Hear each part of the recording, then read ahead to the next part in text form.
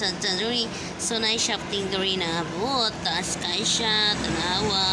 Oh. So na siya kataas. So, di ba? Taas kay na siya. So, pabuhatan na rin siya og thread. Nani siya kataas. So, mo niya ang sample. Lawang sample niya. Ano yung sample? Ni square thread ni siya. Square thread. Oh, ano siya square thread. Then ano siya dire square knot. Awang tumoy na square knot. Oy, drawing na ko. Kani dire na siya square knot. Ano yung square knot? Awang mo na yung square knot ha. Ano siya? Mo ni siya ang shafting nga gamiton.